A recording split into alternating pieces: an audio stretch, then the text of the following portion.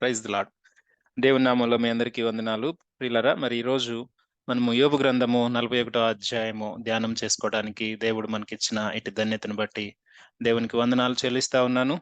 మరి కొద్ది సమయం తర్వాత మరలా మనము గత వారం మనము 40వ అధ్యాయము ధ్యానం చేసాం. 40వ అధ్యాయంలో ఉన్న మిగిలిన భాగాన్ని ధ్యానం చేసాం. మరి యోబు గ్రంథము మరి గత కొన్ని వారాలుగా మరి మనము ధ్యానం చేస్తూ వస్తూ ఉన్నాం. సుదీర్ఘమైన మరి మాటలు, ఉత్తర ప్రత్యుత్తరాలు, ముఖ్యంగా యోబు జీవితంలో మరి దేవుడు అనుమతించిన పరిస్థితులను బట్టి జరిగిన ఆ యొక్క సుదీర్ఘ సంభాషణలు, మరి మనము స్నేహితులు యోబు మాట్లాడిన మాటలు ధ్యానం చేస్తూ వచ్చాం. అయితే మరి ఈ యొక్క చివరి మజిలీలో మరి ఈ యొక్క కథ మరి కన్క్లూడ్ అవుతున్న ఈ సమయాల్లో దేవుడు మాట్లాడుతున్న మాటలను ప్రాముఖ్యముగా గత కొన్ని వారాలుగా చూస్తా వస్తా ఉన్నాం. మరి దేవుడు సుడిగాలిలో ప్రత్యక్షమై యోబుతో మాట్లాడుతూ ఉన్న మాటలు మనము ధ్యానం చేస్తా ఉన్నాం. దేవుడు అంటూ ఉన్నాడు, జ్ఞానము లేని వాడు వీడెవడు, ఆలోచనలు చెరుపుచున్నవాడెవడు అని మరి యోబుని ప్రశ్నిస్తా ఉన్నాడు. యోబుకి తెలియని విషయాల గురించి, నిత్యత్వంలో జరుగుతున్న విషయాల గురించి యోబు మరి అనేకమైన మాటలు మాట్లాడాడు. దేవుడు నన్ను విడిచాడు, దేవుడు మరి నా దగ్గరికి వస్తే నేను ఆయనతో వ్యాజ్యమాడతాను, నా యొక్క వ్యాజ్యము సరి అయినదని నేను నిరూపిస్తాను అని దేవుణ్ణి మరి అనేక సార్లు తను మరి వాదిగా, ఆయనే నా వాదిగా అని చెప్పి ఆయనతోనే నేను వ్యాజ్యమాడతాను, నేను ఆయనకి ప్రతివాదిగా కనబడుతూ ఉన్నానేమో అనే ఆ యొక్క ధోరణిలో యోబు మాట్లాడుతున్న మాటలన్నిటికీ కూడా మరి దేవుడు సమాధానం ఇస్తున్నది మనము చూస్తా ఉన్నాం. అయితే దేవుడు యోబు యొక్క మాటలకు, యోబు మాట్లాడిన మాటలకు మరి ప్రత్యక్షంగా లేకుంటే డైరెక్ట్ గా సమాధానము ఇవ్వలేదు. కానీ దేవుని యొక్క సృష్టి గొప్పతనాన్ని, దేవుడు చేసిన అద్భుత కార్యాలను ఒక్కొక్కటి వివరిస్తూ ఉన్నప్పుడు యోబుకి కావలసిన సమాధానాలు దొరుకుతా ఉన్నాయి. మరి 38, 39 అధ్యాయాల్లో మరి దేవుని యొక్క దేవుడు ఆ సృష్టిని సృష్టించిన గొప్ప విధానము గాని, లేకుంటే యానిమల్ కింగ్డమ్ ని ఆయన మరి ఆయన సృష్టించి, పోషించి, నడిపించున్న విధానం అయితేనేమి, ఈ విషయాలన్నీ దేవుడు మాట్లాడుతూ ఉన్నప్పుడు యోబు అన్నాడు, అయ్యా నేను చిత్తగించుము, నేను నీచుడును, నేను మాట్లాడలేను. ఒకప్పుడు నేను ఆక్షేపణలు చేశాను, నా స్నేహితుల ముందు లేకుంటే సమాజం ముందు నేను ఎంతో గొప్పగా నేను నా గురించి, నా భక్తి గురించి, నా నీతి గురించి మాట్లాడాను, కానీ ఇప్పుడు నేనైతే మాట్లాడలేను అని యోబు తన యొక్క సబ్మిషన్ దేవుని దగ్గర చెప్తూ ఉన్నాడు. సో దేవుని దగ్గర చెప్తూ ఉన్నప్పుడు దేవుడు తన యొక్క మాటలు కొనసాగిస్తున్న విషయాన్ని మరి గత సెషన్ లో మనం చూసాం. సో 40వ అధ్యాయంలో దేవుడు మాట్లాడుతూ దేవుని యొక్క బాహుబలం గురించి వివరిస్తూ మరి గర్విష్ఠులైన వారిని లేకుంటే బలవంతులైన వారిని ఆయన ఏ విధముగా డిస్ప్లేన్ చేస్తూ ఉన్నాడు, ఏ విధంగా క్రమశిక్షణ పెడుతూ ఉన్నాడు అనే విషయాలను మరి దేవుడు యోబుతో మాట్లాడుతూ యోబును ప్రశ్నిస్తూ ఉన్నాడు. యోబు, నువ్వు చేయగలవా ఈ విషయాలన్నీ అని డైరెక్ట్ గా యోబును ప్రశ్నిస్తూ ఉంటే, యోబు కాదు కదా, ఏ మనిషి కూడా మరి ఆ విషయాలు చేయజాలడు అని మనము గత సెషన్స్ లో చూస్తూ వచ్చాం. దేవుడు అంటాడు, ఒకవేళ నీ యొక్క కుడి చేత్తో నువ్వు రక్షించుకోగలవా, ఒకసారి ఆలోచన చెయ్యి అని దేవుడు అప్పుడు తనతో మాట్లాడినప్పుడు, అయ్యా నా వల్ల కాదు అని తన యొక్క సమాధానం అయి ఉండొచ్చు. అయితే దేవుడు మరి ఆ యొక్క బలమైన మనుషులను, లేకుంటే అధికారంలో ఉన్న మనుషులను, లేకుంటే గర్విష్ఠులైన వారిని ఎలా డిసిప్లిన్ చేస్తూ ఉన్నాడో చెప్తూ ఉన్న ప్రక్రియలో దేవుడు 2 బలమైన జంతువులను దేవుడు మరి పరిచయం చేయటం మనం చూస్తా ఉన్నాం. గత వారం మనం చూసాం, బెహమోతు అనగా నీటి గుర్రం, దాన్ని మనము డైనోసార్ లేకుంటే హిపోటమాస్, ఇలా కొన్ని పేర్లు దానికి దగ్గరగా ఉన్న మరి పేర్లు మనము చూస్తూ వచ్చాం. దాని యొక్క గొప్పతనాన్ని దేవుడు వివరిస్తూ ఉన్నప్పుడు మరి అది పిక్చర్ రూపకంగా కూడా మనము చూసాం. మరి ఒకసారి వీలైతే మనం ఒకసారి దాన్ని చూడటానికి ప్రయత్నిస్తాం. దేవుడు అక్కడ దాంతో మాట్లాడుతూ ఉన్నాడు. దాని యొక్క బలము ఎంత గొప్పదో దేవుడు వివరిస్తూ ఉన్నాడు. ఒక్కొక్క అవయవం గురించి దేవుడు మాట్లాడుతూ దాని యొక్క గొప్పతనాన్ని వివరిస్తూ ఉన్నాడు. ఎందుకంటే అది 15వ వచనంలో మాట్లాడుతూ అది ఆ యొక్క ట్రీస్ ని అది తినేది ప్లాంట్స్ ని తింటుంది, అంటే వృక్షములను తింటుంది. కానీ దాని యొక్క బలము ఎంత ఎక్కువగా ఉంటుందో దేవుడు అక్కడ వివరిస్తూ ఉన్నాడు. ఎందుకంటే అది నదులలో నివసిస్తూ ఉంటది, దాని మీదకి వరదలు పొంగి పొర్లినా గానీ అది భయపడదు. అలాగే మనము చూస్తే దాని యొక్క శక్తి దాని యొక్క బలము ఎంతో గొప్పది, వెరీ స్ట్రాంగ్ యానిమల్ అని దేవుడు 16-18 వచనాల్లో మరి దేవుడు దాని గురించి చెప్తూ ఉన్నాడు. అలాగే దాని గురించి మనము చూస్తే అది దేవుడు సృష్టించిన వాటిలో గొప్పది అని కూడా దేవుడు తనతో చెప్తూ ఉన్నాడు. అలాగే 17వ వచనంలో మనం చూస్తే అది దేవదారు చెట్ల యొక్క కొమ్మలనే తన యొక్క తోకతో అదేం చేస్తుందంట, అది దేవదారు చెట్ల యొక్క కొమ్మలను తన తోకతో వంచుతుంది. అంటే దానికి ఎంత బలము దేవుడు ఇచ్చాడు అనే విషయాన్ని గత సెషన్స్ లో మనము చూస్తూ వచ్చాం. సో అంత గొప్ప జంతువుని దేవుడు ఆయన ఏం చేస్తూ ఉన్నాడు, కంట్రోల్ చేస్తూ ఉన్నాడు. ఆ జీవిని సృష్టించాడు, ఆ జీవికి శక్తినిచ్చాడు, ఆ జీవిని ఆయన డిసిప్లిన్ చేస్తా ఉన్నాడు. సో ఇంత బలమైన జంతువు ముందు మనిషి నిలబడగలడా? ఇంత బలమైన జంతువు ముందు మనిషి నిలబడగలిగి తనతో పోరాడగలడా? దేవుడు అదే అంటాడు 24వ వచనంలో, అది చూచుండగా ఎవరైనా దాన్ని పట్టుకొనగలరా? ఉరియొగ్గి దాని ముక్కునకు సూత్రము వేయగలరా? దేవుడు ఒక్క మాటలో ఈ యొక్క 2 జంతువుల గురించి ఆయన వివరిస్తూ ఉన్నప్పుడు చెప్తూ ఉంది మాట ఏమిటంటే, ఇంత బలమైన జంతువుని సృష్టించిన సృష్టికర్తను నేను వ్యాజ్యం ఆడతాను, నా సృష్టికర్తతో నేను ఎలా ఇది కరెక్ట్ కాదు, నా జీవితంలో అనుమతించింది అని ఒక మనిషి ఎలా చెప్పగలడు అని దేవుడు యొక్క ఉదాహరణలు మనిషి ముందు పెడతా ఉన్నాడు. ఎందుకంటే ఈ యొక్క జంతువునే ఓవర్కమ్ చేయలేని వాడు, లేకుంటే ఈ యొక్క జంతువుని ఓవర్ రూల్ చేయలేని మనిషి ఎలాగూ దేవుణ్ణి ప్రశ్నిస్తాడు అనేదే ఇక్కడ ముఖ్యమైన పాఠముగా మనం నేర్చుకోవాలి. మనిషి యొక్క ఫైనైట్ శక్తి, లేకుంటే కాలానికి సమయానికి మరి భౌతికంగా పరిమితులు కలిగిన ఒక మనిషి ఒక కాలానికి సమయానికి అతీతమైన దేవుణ్ణి, కాలము ఆరంభించక ముందు ఉన్న దేవుణ్ణి, ఆ సర్వశక్తుడైన దేవుణ్ణి ఎలా ఒక మనిషి ప్రశ్నించగలడు? దేవుడు అందుకే అదే 40వ అధ్యాయంలో మాట్లాడుతూ, నువ్వు ఆ యొక్క గర్విష్ఠులైన మనుషులను నువ్వు కంట్రోల్ చేయగలవా? నువ్వు ఆ యొక్క గర్విష్ఠులైన వారిని కృంగజేయము అని 11వ వచనంలో 12వ వచనంలో మాట్లాడుతూ ఉంటాడు. దుష్టులు ఎక్కడున్నా వారిని అణగదొక్కము. అంటే దేవుడు యోబుతో చెప్పాలనుకున్న మాట ఏమిటంటే, యోబు, నువ్వు ఎలా వ్యాజ్యమాడాలని అనుకుంటా ఉన్నావు? నీకు తెలియని విషయాల గురించి నీ లైఫ్ లో నేను అనుమతించాను, అయితే నువ్వు నాతో వ్యాజ్యమాడాలని ఎలా అనుకుంటా ఉన్నావు? ఒకవేళ వీటిని నువ్వు కంట్రోల్ చేస్తే అప్పుడు నేను ఒప్పుకుంటాను, నువ్వు రక్షించుకోగలవని దేవుడు మాట్లాడుతున్న మాటలు మనము చూస్తా ఉన్నాం. ఎందుకంటే దేవుడు అంటా ఉంటాడు, ఒకవేళ నువ్వు దానికి చేయగలిగితే నేను నీతో మాట్లాడతాను, ఒకవేళ దాన్ని కంట్రోల్ చేయగలిగితే, దాన్ని పట్టుకోగలిగితే, దాని యొక్క ముక్కుకు నువ్వు సూత్రము వేయగలిగితే, దాన్ని పట్టుకోగలిగితే అప్పుడు నేను మాట్లాడతాను. ఎందుకంటే దేవుడు సృష్టించిన సృష్టిలో మరి ఈ యొక్క జంతువులు గొప్పవిగా, లేకుంటే బలమైనవిగా, భయంకరమైనవిగా దేవుడు చెప్తూ ఉన్నాడు. అటువంటి జంతువులను మనిషి అటువంటి జంతువులను మనిషి లొంగ తీసుకోలేని ఆ యొక్క మనిషి బలహీనత. బట్ మనిషి అనేక మార్లు గర్వముతో దేవుణ్ణి వ్యతిరేకించి మాట్లాడటం, దేవుని లెక్క చేయనితనం, దేవుని యందు భయభక్తులు లేనితనం, దేవుడంటే ఆ యొక్క ఫియర్ లేనితనం. మనిషికి కొంచెం బలం రాగానే, లేకుంటే కొంచెం శక్తి రాగానే ఎదుట వ్యక్తి కనపడడు. దేవుని యొక్క రూపంలో సృష్టించబడిన ఎదుట మనిషిని భయంకరమైన మరి ఆ విధమైన అహంకారపు చూపుతో చూస్తూ ఉన్న మనిషిని దేవుడు ఈ రోజు ప్రశ్నిస్తా ఉన్నాడు. నువ్వేమి చేయగలవు? నీకు చేతనైనది ఏమిటి? నువ్వు ఎందుకు ఈ విధంగా నీకు తెలియని విషయాల గురించి ఆర్గ్యూ చేస్తూ ఉన్నావని దేవుడు మాట్లాడుతూ ఉన్నాడు.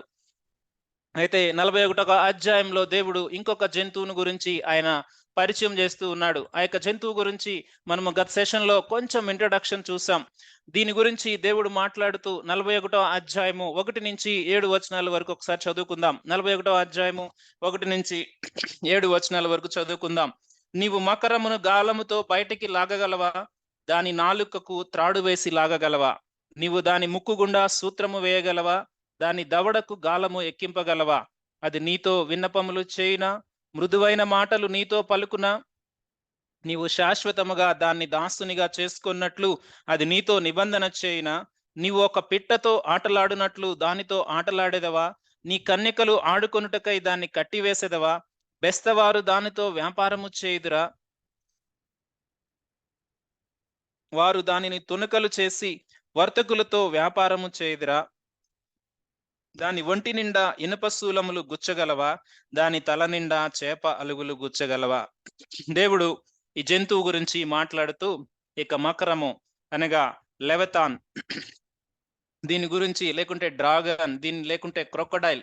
సో దేవుడు మాట్లాడుతున్న ఈ యొక్క జంతువు గురించి దగ్గరగా పోలికలు వీటన్నిటికీ ఈ యొక్క జంతువుల్లో ఉన్నాయి. అయితే ఈ జంతువు చరిత్రకారులు చెప్తూ ఉన్నదేమిటంటే, బహుశా ఆ యొక్క సృష్టి ఆరంభంలో ఉండి ఆ యొక్క జలప్రళయం ముందే ఈ యొక్క జంతువు అంతరించిపోయింది అని ఒక విశ్లేషణలు ఉన్నాయి. ఏదేమైనప్పటికీ ఈ యొక్క జంతువు అనేది ఒక మైత్ కాదు. అంటే ఇది ఒక కథలాగో, లేకుంటే ఒక అవతార్ సినిమాలోనో, లేకుంటే ఒక గాడ్జిల్లా సినిమాలోనో క్రియేట్ చేసి చూపించిన జంతువులైతే కాదు. ఇది దేవుడు సృష్టించిన సృష్టిలో ఉన్న జంతువు. దేవుడు మాట్లాడుతూ ఉన్నాడు.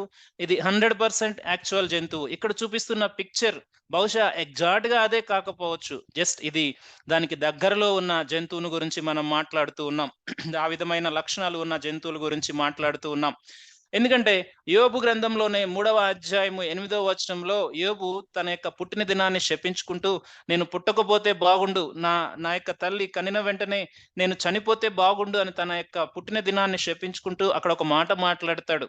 ఆ యొక్క మకరము గనక ఒకవేళ జాలర్లు చూస్తే, సముద్రంలో ఆ యొక్క వేటకు వెళ్ళిన జాలర్లు గనక మకరాన్ని చూస్తే వారి యొక్క పరిస్థితి ఎలా ఉంటుందంట, వాళ్ళు మేము బ్రతికితే చాలు అనుకున్నట్టు ఉంటారు. అంటే అటువంటి భయంకరమైన జంతువు అది. అది కనపడితే ఇంకా వాళ్ళ ప్రాణాలు పోయినట్టే. వాళ్ళ యొక్క ప్రాణాల మీద ఆశ లేనట్టే. అటువంటి జంతువు యొక్క ఆ జంతువు గురించి దేవుడు ఇక్కడ చెప్తూ ఉన్నాడు. ఇక ఇదైతే యాక్చువల్ జంతువు అని మనము చూస్తా ఉన్నాం. అలాగే ఈ యొక్క జంతువు గురించి చాలా వివరణలు బైబిల్ గ్రంథంలోనే మరి అనేకమైన రిఫరెన్సెస్ ఉన్నాయి. మీరు ఆ యొక్క విషయాలు మీరు నోట్ చేసుకోవచ్చు. ఇంతకు ముందు కూడా మనం 3వ అధ్యాయం ధ్యానం చేసినప్పుడు ఈ విషయాలు మనం చూసాం. ఇది కీర్తనల గ్రంథము 74వ అధ్యాయంలో మనం చూస్తే 12-14 వచనాలు గనుక మనం చూస్తే అక్కడ ఈ యొక్క మకరము గురించి సముద్రపు సర్పము అని దీని గురించి రాయబడి ఉంది. దీని యొక్క తలను దేవుడు చితకగొట్టాడు అని రాయబడి ఉంది. బహుశా ఇది క్రియేషన్ సమయంలో అయి ఉండవచ్చు. అలాగే కీర్తనల గ్రంథము 104వ అధ్యాయము 26వ వచనంలో కూడా ఇక మకరము గురించి సముద్రపు సర్పము అని దేవుని యొక్క వాక్యంలో రాయబడి ఉంది.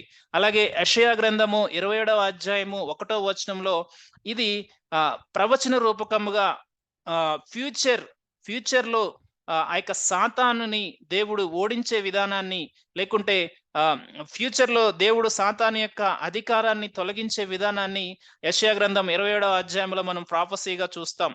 అలాగే ఇది సముద్రపు జంతువుగా కూడా అక్కడ రాయబడి ఉంది. అలాగే ఇంకొన్ని విషయాలు మనం చూస్తే యెషయా గ్రంథం 51వ అధ్యాయం 9వ వచనం, అలాగే కీర్తనల గ్రంథం 89వ అధ్యాయం 8-10 వచనాలు ఇవి రాహాబు అని కూడా దీని గురించి రాయబడి ఉంది. ఇక సముద్రపు మకరము గురించి రాహాబు అని కూడా రాయబడి ఉంది. రాహాబు అనగా అది భయంకరమైన ప్రౌడ్, అంటే గర్వించిన జంతువు. దాన్ని దేవుడు తుత్తునీలుగా దాని యొక్క తలను చితగొట్టాడు అనే విషయాలు మనము చూస్తా ఉన్నాం.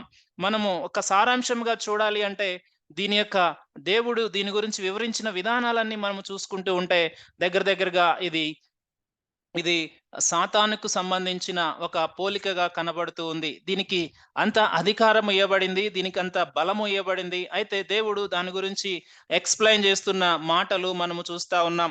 ఒక్కొక్క మాట దేవుడు అడుగుతూ ఉన్నాడు. ఆ యొక్క మకరమును ఒక్కసారి మనము ఊహించుకుంటూ ఉంటే, ఆ యొక్క దాని యొక్క స్ట్రెంగ్త్ ను మనం ఊహించుకుంటూ ఉంటే, దేవుడు అంటా ఉన్నాడు దాని దగ్గరికి వెళ్ళి నువ్వేదైనా ఒక్కొక్కటి మాట్లాడుతా ఉన్నాడు. నువ్వు త్రాడు వేసి లాగ్గలవా, నువ్వు గాలం వేసి లాగ్గలవా, నువ్వు అలాగే దానితో నువ్వు విన్నపాలు చేస్తావా, నువ్వు దాని దగ్గరికి వెళ్ళి రిక్వెస్ట్లు చేస్తావా, దాని యొక్క పరిస్థితి నీకు అర్థమైతే నువ్వు దాని దగ్గరికి వెళ్ళి ఏమైనా చేయగలవా, నువ్వు ఆడుకోవటానికి. కానీ ఇట్లా దేవుడు ఒక్కొక్క మాట మాట్లాడుతూ ఉంటే బహుశా యోబు యొక్క హృదయంలో మరి ఎలా ఉండిందో ఆ యొక్క ఆందోళన పరిస్థితి మనం అర్థం చేసుకోవచ్చు. మనము ప్రత్యక్షంగా ఒకవేళ ఇటువంటి జంతువు ముందు మనం నిలబడితే మన యొక్క ప్రాణాలు పైనే పోతాయి అంటాం కదా. ఆ విధంగా మన యొక్క పరిస్థితులు ఉండక మానవ్. సినిమాల్లో మరి ఆ యొక్క క్రియేటర్స్, మూవీ డైరెక్టర్స్ చూపిస్తూ ఉంటేనే ఎంతో భయానకమైన ఆ జంతువులు వాళ్ళు క్రియేట్ చేస్తున్నప్పుడు అది అంత భయానకమైన ఉత్పాతాలు అవి క్రియేట్ చేస్తూ ఉంటే మరి నిజమైన జంతువు ముందు ఏ మనిషి నిలబడగలడు? ఏ మనిషి, మరి ఎంత గర్వించిన మనిషి అయినా, ఎటువంటి అహంకార ధోరణితో ఉన్న మనిషి అయినా దీని ముందు వెళ్ళి నిలబడగలిగి నా ప్రాణాలు కాపాడుకున్నానని చెప్పగలడా అని దేవుడు ఇక్కడ ప్రశ్నిస్తా ఉన్నాడు. తర్వాత మనం ఆలోచన చేస్తే 8-11 వచనాలు ఒకసారి మాట్లాడుతూ ఉన్నాడు చూడండి. 8-11 వచనాల గురించి ఒకసారి మనం ఇంకొక భాగంగా ఆలోచన చేస్తే దేవుడు అంటా ఉన్నాడు ఇంకా దాని గురించి చెప్తూ, దాని మీద నీ చెయ్యి వేసి చూడుము, దానితో కలుగు పోరు నీవు జ్ఞాపకము చేసుకుని ఎడల నీవు మరలా అలాగు చేయకుందువు. నువ్వు ఒకవేళ దాని మీద చెయ్యి వేసి చూడు, నువ్వు బాగా ధైర్యవంతుడు అయితే, నువ్వు బాగా బలవంతుడు అయితే నువ్వు చెయ్యి వేసి చూడు. అలాగే దేవుడు అంటా ఉన్నాడు, దానితో వచ్చే పోరు నీవు జ్ఞాపకం చేసుకుంటే, అంటే నువ్వు వెళ్ళక ముందే ఒక్కసారి ఇమాజిన్ చేసుకుంటే నువ్వు దాని ముందు నిలవజాలవు. అందుకే నువ్వు మరలా అలాగు చేయకుందువు. 9వ వచనంలో, దాన్ని చూచినప్పుడు మనుషులు దాన్ని వశపరుచుకుందుమన్న ఆశ విడిచెదరు. దాన్ని పొడ చూచిన మాత్రముననే ఎవరికైనా గుండెలు అవిసిపోవును కదా. దేవుడు ఇక్కడ చెప్తూ ఉన్నాడు, దాని యొక్క పొడ మేబీ దాని యొక్క షాడో లేకుంటే దాని యొక్క నీడైన, దాని యొక్క దరిదాపుగా వస్తుందన్న దాని యొక్క ఆ యొక్క ధ్వనులైనా మనం వింటే మనుషులు ఏమవుతారంట? మనుషులు గుండెలు అవిసిపోవును కదా. అంటే ఆల్మోస్ట్ డెడ్ ఫుల్ సిట్యుయేషన్ కి ఒక మనిషి వస్తాడు కదా. దాన్ని రేపుటకైనను తెగింపగలిగిన శూరుడెవడు లేడు. అట్లుండగా నా ఎదుట నిలువగలిగిన వాడెవడు? అట్లుండగా నా ఎదుట నిలువగలిగిన వాడెవడు? దేవుడు, ఆ సర్వశక్తిమంతుడైన దేవుడు మరి క్వశ్చన్ చేస్తూ ఉన్నాడు, ఆయన ఎదుట నిలవగలిగిన వాడెవడు? ఆయన ఎదుట నిలవగలిగిన వాడెవడు? ఒక జంతువు, ఇటువంటి శక్తివంతమైన జంతువు ముందు ఒక మనిషి నిలబడలేకపోతే ఆయన ఎదుట నిలబడగలిగి మాట్లాడడానికి ఏ మనిషి నిలవబడగలడు? దేవుడు ప్రశ్నిస్తూ ఉన్న మాట. ఆయనతో సహవాసంలో ఉన్న భక్తులు, ఆయన దర్శనము అది మరి మోషే గారు ఆయన చూడలేడని చెప్పేసి దేవుడు వెనక భాగంలో నుంచి ఆ యొక్క కొండ సందులో మధ్యలో నుంచి పెట్టి దేవుడు మరి మోషేకి ఆ దర్శనం ఇచ్చాడు. మనము చూస్తే మరి దేవుని యొక్క వాక్యంలో మనం చూస్తే మనం పితరులు గాని భక్తులు గాని ఎవరు కూడా దేవుని ముందు నిలవబడలేరు. ఏ ఒక్క వ్యక్తి కూడా నిలవబడలేడు. ఎందుకంటే అక్కడికి వెళ్తే మనకు అర్థమైపోతుంది మన స్థితి ఏమిటో. అక్కడికి వెళ్తే మొత్తం ఎవ్రీథింగ్ మనకు అర్థమైపోతుంది. ఒక జంతువు ఈ విధంగా కనపడుతూ ఉంటే దీనికి దేవుడు ఇంత శక్తినిచ్చిన ఆ యొక్క గొప్ప దేవుని ముందు వెళ్ళి మనిషి ఎలా నిలవబడగలడు? అందుకే అంటాడు యోబు, అయ్యా నీ ముందు నరమాత్రుడు ఏ పాటివాడు ఏ విధంగా నిలవబడగలడు? ఇంత గొప్ప సృష్టిని సృష్టించిన దేవుడవు నీ ముందు నరుడు ఏ పాటి వాడిని జ్ఞాపకం చేసుకోవడానికి? నిజంగా ఆ యొక్క అవగాహనలో ఒక్కొక్క మనిషి ఆ ప్రత్యక్షతలోనికి వచ్చినప్పుడు, అది ఈ లోకంలో రక్షణ భాగ్యము మనం పొందుకుంటున్నప్పుడు తెలుస్తుంది. లేదా అక్కడికి వెళ్ళిన తర్వాత నమ్ముకోని వాళ్ళకి దేవుని ముందు నిలవబడినప్పుడు అక్కడైనా మోకాలు ఎక్కడైనా అక్కడైనా వంచాలి. ఇక్కడ వంచిన వాడు రక్షింపబడతాడు, అక్కడ వంచిన వాడు భయభ్రాంతులతో మరి దూరం అయిపోతాడు. అయితే దేవుడు మాట్లాడుతూ ఉన్నాడు, నా ఎదుట ఎవడు నిలవబడగలడు? గాడ్స్ సావరానిటీ పవర్ లో ఎవరు ఆయనతో నిలవబడగలడు? లేకుంటే చాలా మంది అనుకుంటాం, యోబు అంటాడు కదా, నేను దేవునితో పోరాడతాను, నేను దేవునితో వ్యాజ్యమాడతాను, నేను దేవునితో వ్యాజ్యమాడి నా యొక్క వ్యాజ్యము నేను నిరూపించుకుంటాను. 31వ అధ్యాయంలో ఆ చివరి భాగంలో అంటాడు, ఇదిగో నా గుర్తు ఇక్కడ పెట్టాను, ఇదిగో నేను ఎంత భక్తిమంతుడినో ఎంత నీతిమంతుడినో మీతో నేను వాదించను, దేవునితో వాదిస్తాను అని మాట్లాడుతున్న యోబుకి ఈ యొక్క మాటలన్నీ వింటూ ఉంటే బాగా మంచి సమాధానం తనకు దొరుకుతూ ఉండొచ్చు. ఈరోజు అటువంటి పరిస్థితుల్లో ఏదైనా కానీ మన జీవితంలో మనం మాట్లాడుతూ ఉంటే దేవుడు మరి ప్రత్యక్షంగా మనతోనే మాట్లాడుతున్నట్లుగా ఈ మాట అనిపిస్తూ ఉంది. ఎందుకంటే ఇక్కడ అంటూ ఉన్నాడు, నాతో ఎవరు నిలవబడగలరు? ఒకటి, దేవుడితో మనిషి పోరాడలేడు, అలాగే దేవుని యొక్క కార్యాలను మనిషి ప్రశ్నించజాలడు. అదే అంటాడు తర్వాత చూడండి, నేను తిరిగి ఇయ్యవలసి ఉండునట్లు నాకెవడైనను ఏమైనను ఇచ్చినా. ఈ మాటను జాగ్రత్తగా గమనిద్దాం. దేవుడు మరలా ఆయన తిరిగి ఇయ్యాలని మనం ఎవరమైనా ఆయనకి ఇచ్చామా?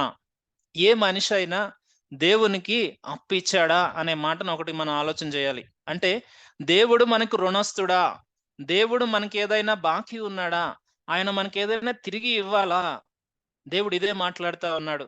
మొట్టమొదటిగా ఆయనతో ఎవరు పోరాడలేడు, ఏ ఒక్క మనిషి పోరాడలేడు. ఎందుకంటే మనం పోరాడలేడంటే మరి బహుశా మనం అనొచ్చు, బ్రదర్ యాకోబు పోరాడి గెలిచాడు కదా అంటే అది తండ్రి ప్రేమ. ఒక తండ్రి బిడ్డ మరి వారిద్దరూ ఆ యొక్క స్థితిలో ఉన్నప్పుడు బిడ్డను గెలిపించాలని తండ్రి ఇష్టపడతాడు. అది తండ్రి తగ్గించుకుని వచ్చిన ప్రేమ.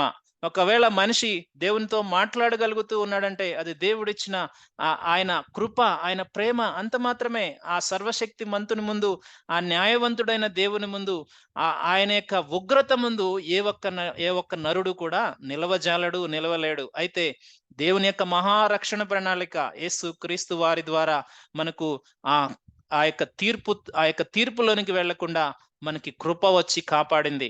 ఆ ఆ యొక్క కనికరము తీర్పును మించి అతిశయపడునన్నట్టుగా ఆ యొక్క కనికరము మన మీదకి వచ్చింది. ఆ యొక్క కనికరము మానవాళి మీదకి వచ్చింది కాబట్టి ఆ న్యాయవంతుడైన దేవుని సన్నిధికి యేసు ప్రభువారు అనే ఒక మధ్యవర్తి ద్వారా, యేసు ప్రభువారు అనే ఒక రక్షకుని ద్వారా ఆ న్యాయవంతుడైన దేవుని సన్నిధికి మనం ప్రవేశించగలం. ఆయన రక్తము ద్వారా మాత్రమే, ఆయన యొక్క విమోచన ద్వారా మాత్రమే ఏ నరుడైనా ఆయన సన్నిధికి వెళ్ళి నిలవగలడు. అంత గొప్ప దేవుడు ముందు ఏ మనిషి నిలవగలడు? ఏ మనిషి కూడా నిలవలేడు. అందుకే అంటాడు దేవుడు ఇక్కడ, నా యొక్క న్యాయమునే నువ్వు ప్రశ్నిస్తూ ఉన్నావా? నేను తిరిగి ఇవ్వవలసి ఉన్నట్లు నేను నీకేమైనా ఇచ్చానా? నేను నీకేమైనా ఇచ్చానా? దేవుడు ఇదే మాట్లాడుతూ ఉన్నాడు. దేవుడు దేవుడు ఇదే మాట్లాడుతూ ఉన్నాడు. చాలా సార్లు మనకి అర్థము కాని ప్రశ్న ఏంటంటే, దేవుడు దేవుడు నాకు ఇవ్వాల్సింది ఇయట్లేదేమో, దేవుడు నాకు ఇవ్వవలసింది ఇయట్లేదేమో, దేవుడు నేను ఎన్ని ప్రార్థనలు చేస్తా ఉన్నాను, నా అవసరతలు తీర్చట్లేదు దేవుడు అని మనము చాలా సార్లు అనుమానాలతో, సందేహాలతో వెళ్తూ ఉండవచ్చు గాక. దేవుడు మాట్లాడుతుంది ఏమిటంటే, ఆయన మొట్టమొదటిగా అసలు ఈ లోకమంతా కూడా ఆయనదే. అదే అంటాడు చూడండి, ఆకాశ వైశాల్యమంతటి క్రిందనున్నదంతయు నాదే గదా! ఈ ఆకాశ వైశాల్యము అనగా మనము తలలెత్తితే కనపడుతున్న పైన ఆకాశ వైశాల్యము ఎంత ఉందో, దాని కింద ఉన్నదంతా ఎవరిది? దేవునిది. నాదే కదా! నేనెవరికైనా అప్పున్నానా? ఎవరైనా నాతో పోరాడగలరా? ఈ లోకంలో సృష్టించిన సృష్టి అంతా నాదే గదా! అని దేవుడు పదే పదే పదే ఇక్కడ గుర్తు చేస్తూ ఉన్నాడు. ప్రియులారా, ఎవరమైనా ఈరోజు ఇటువంటి గర్వపు ధోరణితో నా జీవితంలో దేవుడు నాకు ఇవ్వవలసింది ఇయ్యట్లేదు, నా జీవితంలో ఎందుకు నాకు ఇన్ని కష్టాలు, ఇన్ని శ్రమలు, ఇన్ని వేదనలు, ఇన్ని రోదనలు గుండా నేను ఎందుకు వెళ్ళాలి? నేను మంచిగా భక్తి జీవితంలో వెళ్తూ ఉన్నా, ఎందుకు ఈ సమస్యలు వస్తూ ఉన్నాయని ఒకవేళ యోబు లాంటి ప్రశ్నలు వస్తూ ఉంటే దేవుడు సమాధానం ఇస్తా ఉన్నాడు. ఏది కూడా యోబుకి దేవుడు డైరెక్ట్ గా మాట్లాడలేదు. ఎందుకు అనుమతించాడు? ఎందుకు అనుభవించవలసి వచ్చింది?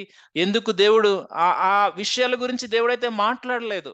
కానీ దేవుడు మాట్లాడుతున్నది ఒక్కటే, ఆయన గొప్పతనం, ఆయన యొక్క సర్వశక్తిమంతమైన ఆ యొక్క గొప్ప మహిమ గురించి మాట్లాడుతూ ఉన్నాడు. ఆయన యొక్క కంట్రోల్ గురించి మాట్లాడుతూ ఉన్నాడు. ఈ భూమి మీద ఉన్న సమస్తము ఆయనదే. ఈ భూమి మీద ఉన్న మనుషులందరూ ఆయన వారే.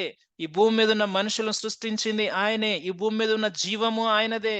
ఈ భూమి మీద ఉన్న సమస్తము ఆయనదే. ఏది ఆయనది కాదు చెప్పండి. ఏ మనిషికి ఆయన అప్పున్నాడు? ఆయన చేస్తున్న ప్రతిది కూడా న్యాయమే. మరలా మనం అనుకోవచ్చు, ఆయనకు అధికారం ఉంది కదా, ఆయన ఎలా అయినా చేస్తాడండి అనుకోవడానికి లేదు. ఆయన న్యాయమైన దేవుడు. ఆయన చేసిన వాటిల్లో ఇది ఇది ఇది ఇది తప్పు ఉంది అని ఎవ్వరు ప్రశ్నించగలరు. అందుకే అంటాడు దేవుడు, జ్ఞానము లేని మాటలు చెప్పి ఆలోచన నిరర్ధకపడుచున్న వీడెవడు? ఆ మాటను దేవుడు యోబుతోనే అడుగుతూ ఉన్నాడు. యోబు అంటాడు తర్వాత, అయ్యా, నేనే జ్ఞానము లేని మాటలు చెప్పి ఆలోచన నిరర్ధకం చేశానయ్యా. నేను ఇప్పుడు పశ్చాత్తాపపడతా ఉన్నాను. ఇప్పుడు నేను క్షమాపణ కోరుతా ఉన్నానని యోబు తర్వాత దేవుని దగ్గర మొరపెట్టుకుంటూ ఉంటాడు. ప్రియులారా, ఆలోచన చేయండి. ఈ భూమి, ఈ ఆకాశము, మనం ఇంతకు ముందు చూసాం, విశ్వంలో ఉన్న సమస్తము, ఈరోజు మనిషి చూస్తున్న విశ్వము, ఒకవేళ సైంటిస్టులు రీచ్ అవ్వగలిగిన విశ్వము చాలా తక్కువ శాతము. కానీ ఇంకా కనిపెట్టవలసింది ఇంకెంతో ఉంది. అటువంటి అనంత విశ్వంలో ఉన్న ఒక చిన్న చుక్క లాంటి భూమి మీద, ఆ భూమిలో మరలా 77% నీరు, 20% దాదాపు 21% భూమి ఉన్న ప్రదేశంలో ఉన్న మనుషులను, లేకుంటే జంతువులను, వీటన్నిటిని ఆయన ఎంతగా కాపాడుతూ ఉన్నాడో, ఎంత కృపణిస్తూ ఉన్నాడో, ఎంత సహాయం చేస్తూ ఉన్నాడో. అయితే అటువంటి దేవుణ్ణి మనము మర్చిపోయి, ఈ భూమి నాది, ఇక్కడికి మనం ఎలా వచ్చామో తెలీదు, ఎలా వెళ్తామో తెలీదు, మనకు ఎలా ఉంటాయంటే ఇక పుట్టుక చావు మధ్యలో మన యొక్క స్థితి ఎప్పుడు కూడా నాది నాది నాది అనేది ఎక్కడుంది అని దేవుడు ఈ రోజు అడుగుతూ ఉన్నాడు. ఎందుకంటే మొత్తము ఆయనదే అని చెప్తూ ఉన్నాడు.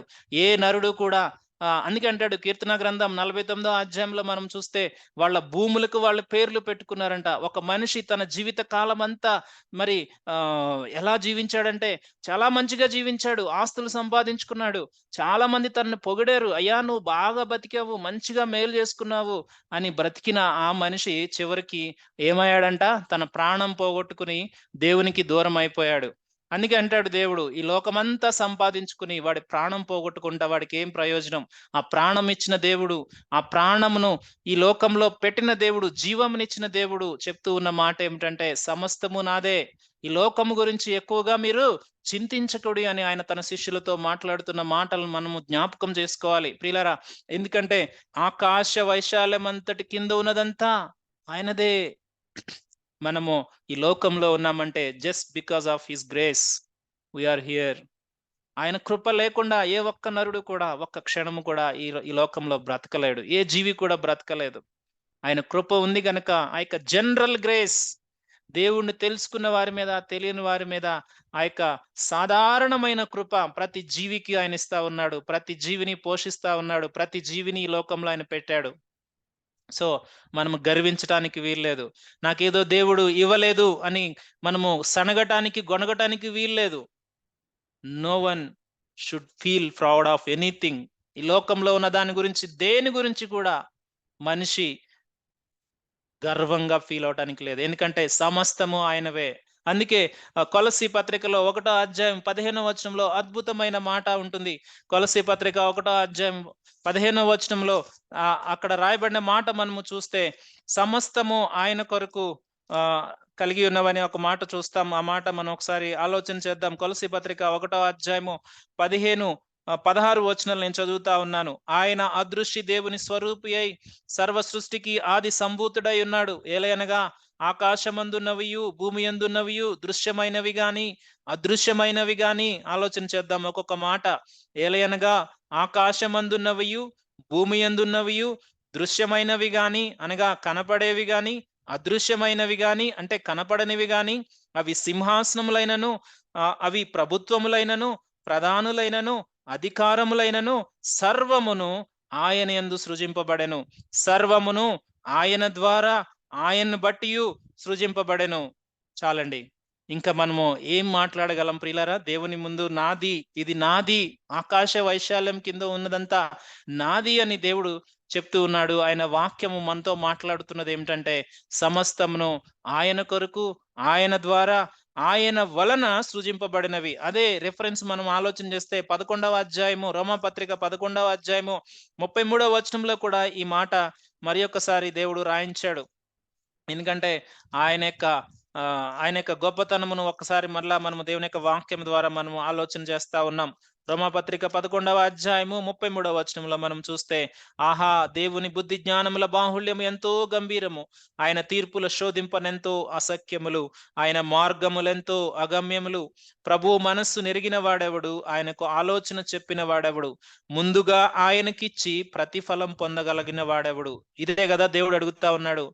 ఎవరు నాకు అప్పిచ్చారు? నేను ఎవరికైనా బాకీ ఉన్నానా? ముందుగా ఆయనకిచ్చి ప్రతిఫలం పొందగలిగిన వాడెవడు? అంటే ఈరోజు మనము దేవునికి ఇస్తా ఉన్నదంతా కూడా ఆయన మనకి ఇచ్చిందే.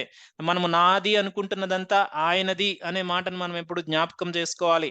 ముందుగా ఆయనకిచ్చి ప్రతిఫలము పొందగల వాడెవడు? ఆయన మూలమును, ఆయన ద్వారాను, ఆయన నిమిత్తమును సమస్తము కలిగి ఉన్నవి. యుగముల వరకు ఆయనకు మహిమ కలుగునుగాక. ఆమేన్. దేవుని యొక్క వాక్యము సెలవిస్తా ఉంది ప్రియులారా. దేవుడు మాట్లాడుతూ ఉన్నాడు, నేను నా ఎదుట నిలవగలిగిన వాడెవడు?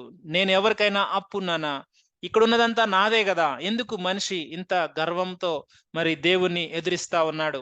ఎందుకు మనిషి ఈ జంతువుల్ని కంట్రోల్ చేయలేని మనిషి దేవుణ్ణి ఎందుకు కంట్రోల్ చేయాలనో, లేకుంటే దేవునితో వాదించాలనో, దేవునితో పోరాడాలనో, దేవుడు నాకు అన్యాయం చేశాడనో మరి అనేక మార్లు మనిషి మాట్లాడుతున్న ప్రశ్నలకు దేవుడు ఈరోజు సమాధానం ఇస్తా ఉన్నాడు.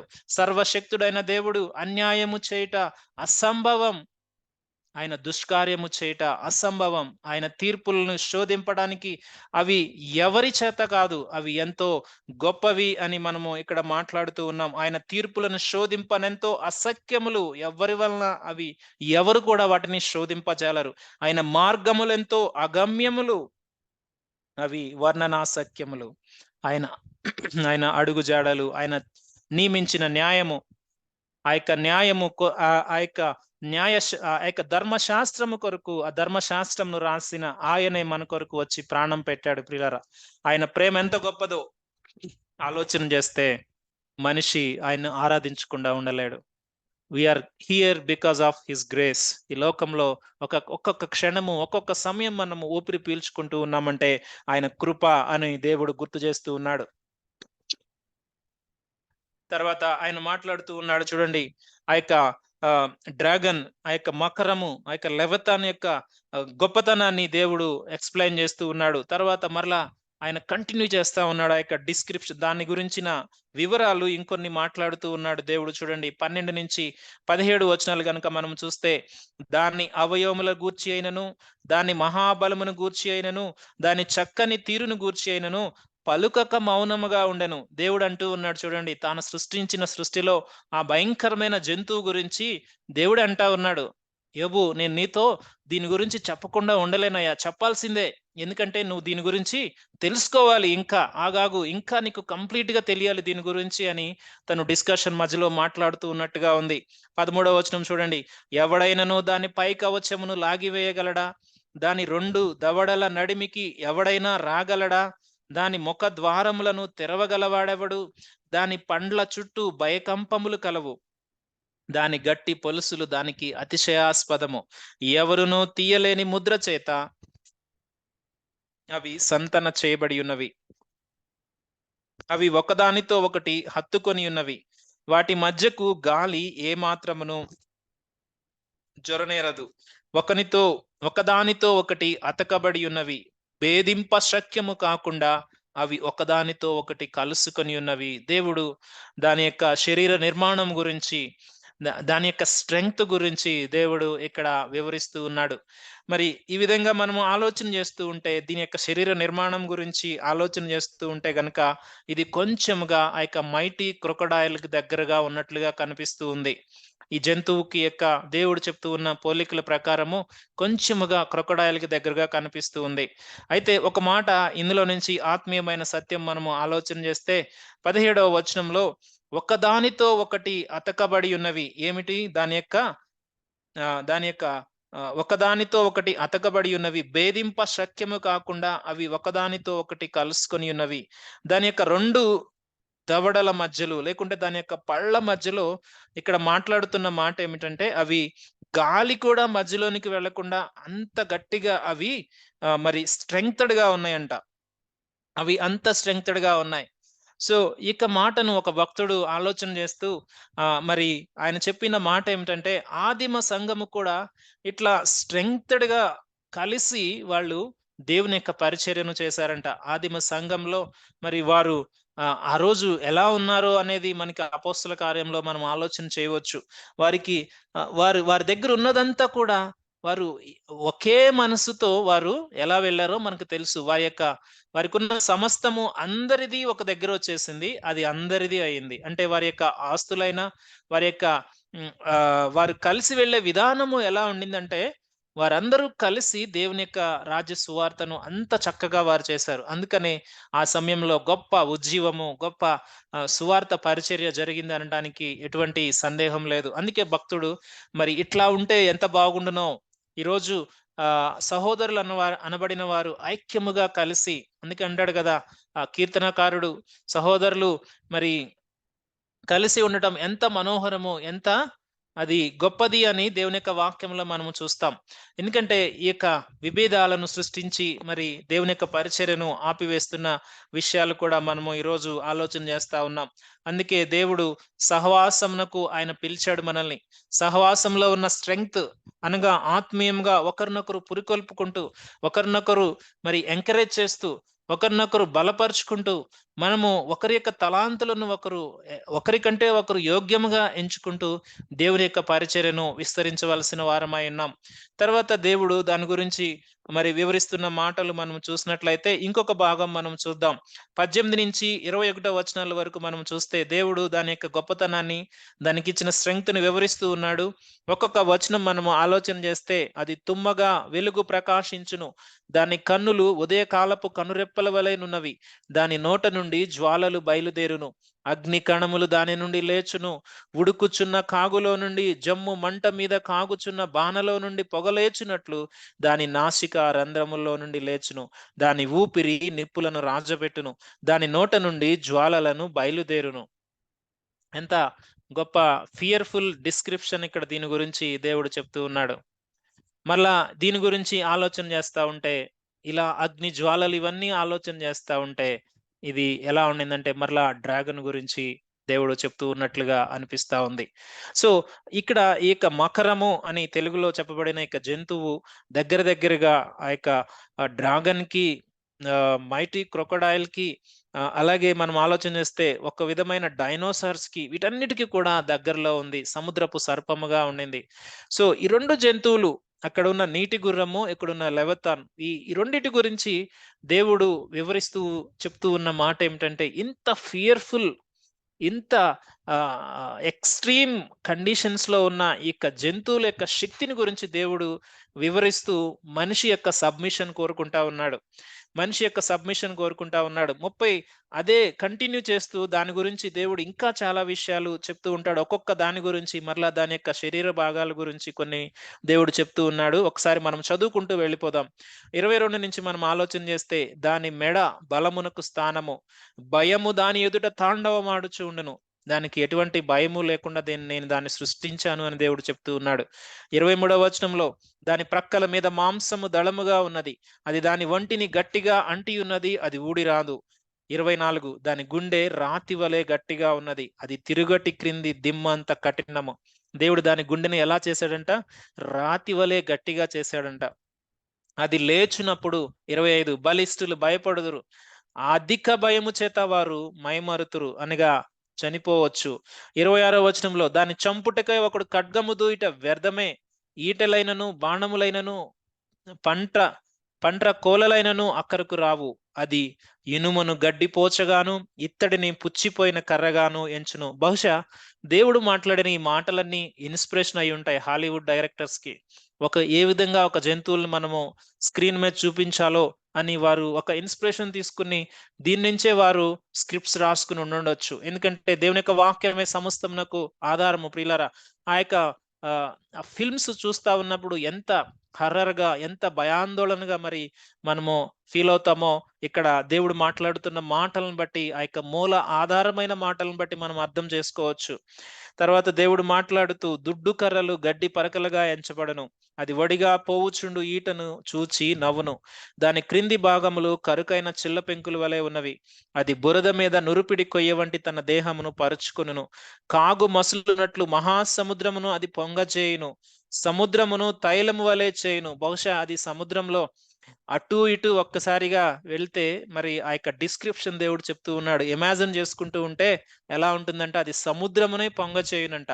సముద్రము మరి బహుశా మనము చూస్తూ ఉన్నంత వరకు మన కన్సూపు మేర వరకు ఉంటుంది కదా, అటువంటి మహాసముద్రమును అది పొంగజేయును, అది తాను నడిచిన త్రోవను తన వెనుక ప్రకాశింపచేయును, చూచిన వారికి సముద్రము నెరసిన వెంట్రుకలాగా తోచును.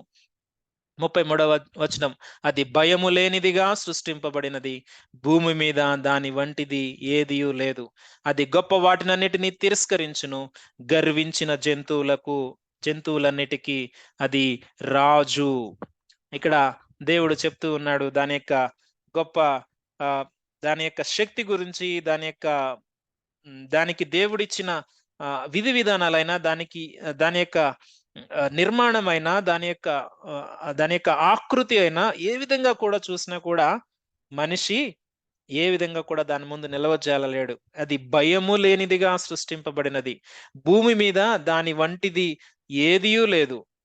40వ అధ్యాయంలో బెహమోతు గురించి, అనగా నీటి గుర్రము గురించి చెప్పినప్పుడు కూడా ఇదే మాట దేవుడు చెప్తూ ఉంటాడు. అది దేవుడు సృష్టించిన వాటిలో గొప్పది, అది భూమి మీద దాని వంటిది ఏదీ లేదు అని ఇక మకరము గురించి కూడా దేవుడు ఇక్కడ మాట్లాడుతూ ఉన్నాడు. దేవుడు మాట్లాడుతూ ఉన్నాడు. దేవుడు దీని గురించి ఆయన మాట్లాడి తన యొక్క మాటలను కన్క్లూడ్ చేశాడు. యోబు యొక్క ప్రశ్నలకు గాని, స్నేహితులు మాట్లాడిన నిందలకు గాని, లేకుంటే యోబుకి అనుమతించిన శ్రమల వెనకాల దేవుని యొక్క ఉద్దేశము గాని, ఏది కూడా దేవుడు చెప్పలేదు. ఏది కూడా దేవుడు చెప్పలేదు. ఎందుకంటే దేవుడు ఇవన్నీ మాట్లాడుతా ఉన్నప్పుడు యోబుకి ఆన్సర్స్ వచ్చేసాయి. యోబుకి ఆన్సర్స్ వచ్చేసాయి. ఇంకొకటి, ఇటువంటి జంతువులను కంట్రోల్ చేస్తున్న దేవుడు చెప్పకనే చెప్పిన ఒక మాట ఏమిటంటే, ఇటువంటి జంతువుల పోలికలో ఉన్న ఆ యొక్క సాతాను, లేకుంటే ఇప్పుడు మనం మాట్లాడుకుంటున్న మకరము, దాని యొక్క లక్షణాలు, దాని యొక్క గర్వము, ఇక్కడ మాట్లాడుతున్నాం కదా, దాని యొక్క గర్వం గురించి దేవుడు చెప్తూ ఉన్నాడు. దాని ముందు యోబు గెలవాలి అంటే, అటువంటి గర్వించిన జంతువు ముందు, లేకుంటే అటువంటి గర్వించిన లక్షణాలు కలిగిన ఒక దేవుడు సృష్టించిన ఆ సాతాను ముందు ఒక మనిషి నిలవాలంటే, మనిషి నిలవగలడా? మనం ఆలోచన చేస్తే ఏ మనిషి కూడా దాని యొక్క శక్తి ముందు నిలవజాలలేడు. కానీ మనకు అర్థం కానిది, మనము ఆలోచించనిది ఒక్కటే. దానితో గెలిచి, దానితో పోరాడి గెలిచే శక్తిని దేవుడు మనకిస్తా ఉన్నాడు. ఈ మాటను మనం అద్భుతముగా నేర్చుకోవాలి. సాతాను ముందు యోబు నిలవలేడు అనేది మనం చెప్పొద్దు గాని, నిలవలేడు. కానీ దేవుడు తన్ని ఎంపవర్ చేస్తా ఉన్నాడు. దేవుడు తనకి కావాల్సిన శక్తిని ఇస్తున్నాడు, గెలిచే శక్తిని. ఇది ఎలా సాధ్యం అంటే, దేవునికి మాత్రమే అది సాధ్యం. ఈరోజు మనము పోరాడుతున్న ప్రతి పోరాటంలో దేవుడు మనల్ని ఎంపవర్ చేస్తా ఉన్నాడు. ఈరోజు మనము శోధకుడితో చేత శోధింపబడతా ఉన్నాం. కొన్ని విషయాల్లో మనము మంచి మార్గంలో వెళ్తూ ఉన్నప్పుడు శోధనలు దేవుడు అనుమతిస్తూ ఉన్నాడు. వాటిని పోరాడటానికి శక్తి ఎవరిస్తా ఉన్నారు? ఈ మాటను మనము జ్ఞాపకం చేసుకోవాలి. దేవుడు ఆ యొక్క జంతువులను కంట్రోల్ చేయగలడు. ఆ జంతువులను తన యొక్క సార్వభౌమ చిత్తానికి వాడుకొనగలడు. సాతానును వాడుకొనగలడు. కానీ ఆయన ఆశించేది ఒక్కటే, ఆయన వెంబడించే బిడ్డలు ఆ యొక్క శోధనలో నిలిచి ఆయన యొక్క గొప్పతనాన్ని చూడాలని దేవుడు ఎప్పుడు కూడా ఆశపడుతూ ఉన్నాడు. ఎందుకంటే మనము ఆయన బిడ్డలముగా ఎక్కడా కూడా ఓడిపోవటానికి ఇష్టం లేదు. ఎందుకంటే దేవుడు ఆశించిన ఉద్దేశాలు మన జీవితంలో నెరవేరాలి. దేవుడు తర్వాత యోబు అదే అంటాడు, అయ్యా, నీ ఉద్దేశించినవి ఏవి కూడా నిష్ఫలము కానేరువు. నీ ప్లాన్స్ పర్ఫెక్ట్ గా ఎగ్జిక్యూట్ అవుతాయి. ఎందుకంటే నువ్వు ఆశించావు, నువ్వు డిసైడ్ చేసావు, నువ్వు ఆ విధంగా నడిపించాలని నువ్వు ఇష్టపడ్డావు గనుక అవి నెరవేరుతాయని యోబు మరి తర్వాత మాట్లాడుతూ ఉంటాడు. సో ఈరోజు మనము ఆలోచన చేస్తా ఉన్నాం, ఈ గొప్ప జంతువులను సృష్టించిన దేవుడు మనతో మాట్లాడుతున్నది ఏమిటంటే, ఒక్కటే ఆయన కోరుకుంటా ఉన్నాడు. ఆ గొప్ప దేవుని ముందు మన యొక్క సబ్మిషన్ ఏంటో ఆయన అడుగుతూ ఉన్నాడు. ఈరోజు ఈ సమస్తమును సృష్టించిన సృష్టికర్త ఒక్కటే కోరుకుంటా ఉన్నాడు, మనిషి ఎంత గ్రాటిట్యూడ్తో ఆయన ముందు ఉండాలి, ఎంత కృతజ్ఞతాభావంతో ఆయన ముందు ఉండాలి, ఎంత దీన మనస్కుడై ఆయన ముందు నలుగుచు వణుకుచు నడవాలి. ఇది దేవుడు కోరుకుంటా ఉన్నది. అంటే ఇదేదో కమాండ్ చేసి వచ్చేది కాదు. మన పొజిషన్ ఏంటో మనకు అర్థమైనప్పుడు ఇది కంపల్సరిగా ఆటోమేటిక్ గా ప్రతి వ్యక్తిలో కూడా ఇది వచ్చేస్తుంది. ఆయన ప్రత్యక్షత తెలుసుకుంటే, అందుకే భక్తులు చచ్చిన వారి వలె ఆయన ముందు పడి ఉన్నారు చూడలేక. రేపొద్దున ఆయన మహిమ ముందు కూడా ఎవ్వరం కూడా నిలవచాలేం. ఆయన యొక్క సన్నిధిలో ఉన్న దేవదూతలు, ఆ యొక్క కెరూబులు వాటి యొక్క ముఖాలు కప్పుకొని దేవుణ్ణి స్తుతిస్తూ ఉన్నాయి. ఆయన మహిమను ఏ ఒక్క మనిషి కూడా మరి ఆ మహిమ ముందు నిలవజాలలేడు. దేవుడు కోరుకుంటున్నది ఒక్కటే, ఆ యొక్క గర్వము, అహంకారము మనుషులను దేవునికి ఇవ్వవలసిన స్థానాన్ని తీసివేసి అది నాశనంలోనికి నడిపిస్తుంది. ఆ గర్వించిన జంతువులన్నిటికీ రాజుగా అని చెప్పబడుతున్న యొక్క లెవిథాన్, దాని యొక్క సారూప్యము సాతానుగా మనం ఆలోచన చేస్తే, వాడు మొట్టమొదటిగా గర్వించి ఆ గర్వముతోనే వాడు దేవుని సన్నిధిలో నుంచి పడిపోయాడు. ఈరోజు గర్వముతో, అహంకారంతో నడుస్తున్న ప్రతి ఒక్క మనిషి జీవితంలో కూడా మరి వాడి యొక్క బీజాలు ఉన్నాయి అనే దాన్ని చెప్పడానికి ఎటువంటి సందేహం లేదు. ఎందుకంటే యెహోవాకు హేయమైన వాటిలో 7 ఉంటే ఆ 7 మొట్టమొదటి గర్వమే. ఇది నాది, ఇది నాకు సంబంధించింది, నన్నెవరు మాట్లాడతారు. ఆ యొక్క ఇగో గనక మనలో అది కిల్ అవ్వకపోతే, అందుకే దేవుడు కమాండ్మెంట్ ఇచ్చాడు. నన్ను వెంబడించేవాడు తన్ను తాను ఉపేక్షించుకుని తన సిలువను ఎత్తుకోవాలి. సిలువ అనేది అది తగ్గింపు. సిలువ అనేది భారం. సిలువ అనేది ఆ యొక్క అవమానం. ఆ యొక్క ఇగో అనేది ఆయన్ని వెంబడించే బిడ్డల్లో ఉండటానికి వీల్లేదు. దేవుడు ఈ 2 గొప్ప జంతువుల గురించి అంతకుముందు అధ్యాయంలో ఆయన మాట్లాడిన మాటల గురించి మనము ఆలోచన చేస్తే ఏది కూడా దేవుడు యోబు ఆశించినట్లుగా మాట్లాడలేదు గాని తన యొక్క తన యొక్క గొప్పతనం ఏమిటో యోబుకి వివరించినప్పుడు యోబు ఆటోమేటిక్‌గా ఆయన సరెండర్ అయిపోయాడు. సబ్మిట్ అయ్యాడు. రిపెంటెన్స్ కోరుకున్నాడు. ఆయన యొక్క ప్రార్థన, ఆయన చేసిన ప్రార్థన భవిష్యత్ తరాలకు మరి మరి ప్రతి ఒక్కరికి కూడా అది ఒక మాదిరిగా ఉంది. అంత మాత్రమే కాదు. యోబు యొక్క జీవితం మరి కొన్ని కోట్ల మందికి అది మాదిరికరంగా, ప్రేరణకరంగా దేవుడు పెట్టాడు. ప్రియులారా, ఆలోచన చేస్తా ఉన్నాం. మనము జనరల్ గ్రేస్ కంటే కూడా జనరల్ గ్రేస్‌తో పాటు ఆయన రక్షణ అనే ఆ కృపను కూడా మనం పొందుకున్నాం. నిజంగా ఈ 2 కృపలను మనం అనుభవిస్తా ఉన్నాం. నేను నేను మీకు అర్థమయ్యేలాగా చెప్తూ ఉన్న మాట ఏమిటంటే, లోకంలో మనిషి జీవించడానికి కావలసిన కృపతో పాటు రక్షణ అనే కృపను కూడా మనం పొందుకున్నాం. ఆయన విమోచనను మనం పొందుకున్నాం. అయితే మన దృష్టికోణంలో దేవుని పట్ల మన కృతజ్ఞత ఎలా ఉంది? ఇంత గొప్ప దేవుణ్ణి మనం ఆరాధిస్తా ఉన్నాం. మన స్థితి ఇంకా అహంకారంగా ఉంటే, ఇంకా గర్వముతో కొనసాగుతూ ఉంటే, లేకుంటే మనకి దేవుని పట్ల గర్వం లేకపోవచ్చు. లేకుంటే దేవుణ్ణి మనం వాదిస్తామని చెప్పకపోవచ్చు గానీ, దేవుడు సృష్టించిన మనుషుల మీద మనం గర్వం చూపిస్తూ ఉంటే, అహంకార ధోరణితో వెళ్తూ ఉంటే, దేవుడు ఈరోజు మరలా ఒక్కసారి గుర్తు చేస్తా ఉన్నాడు. యోబు, నువ్వు ఆ యొక్క మకరానికి గాలం వేసి లాగగలవా? యోబు, నువ్వు దాని ముందు నిలుచొనగలవా? నువ్వు దాని ముందే నిల్చొనలేని వాడివి. నా దగ్గరకొచ్చి నా మీద ఎలా నువ్వు వ్యాజ్యెమాడతావు? సమస్తము నాదే గదా! నీ యొక్క శక్తి ఏమిటి? నేను నీకు గుర్తు చేస్తా ఉన్నాను. నీ స్టేటస్ ఏమిటో నేను నీకు గుర్తు చేస్తా ఉన్నాను. నేను నిన్ను సృష్టించాను అని దేవుడు మరొకసారి మనకి ఆ యొక్క బేస్ పాయింట్ మనకి చెప్తూ ఉన్నాడు. ఈరోజు దేన్ని బట్టి గర్వంతో మనము దేవుని యొక్క మాటకు అవిధేయులమై మరి సాతాను యొక్క లక్షణాలతో వెళ్తూ ఉన్నామో ఈరోజు ఆలోచన చేద్దాం. యోబుతో మాట్లాడుతున్న దేవుడు, ఆనాడు యోబుతో మాట్లాడిన దేవుడు మనతో ఈరోజు మాట్లాడుతూ ఉన్నాడు. దేవుని యొక్క గొప్పతనాన్ని ఒకసారి మనం ఆలోచన చేయాలని. ఆయన్ని ఆరాధించకుండా ఉండలేం. ఆయన్ని మనము ఆయన మనల్ని సృష్టించిందే ఆయన్ని ఆరాధించడానికి. ఈ మాట మనం మర్చిపోయి అనేక మార్లు మనం తప్పిపోతున్న వారంగా ఉన్నాం. గనుక దేవుని యొక్క సన్నిధిలో మరలా మనము సరిచేసుకున్న వారమై దేవుని యొక్క కృపను పొందుకుంటూ దేవుని యొక్క చిత్తంలో మనం నడవాలని నా యొక్క మాటలు నేను ముగిస్తా ఉన్నాను. ప్రార్థన చేసుకుందాం.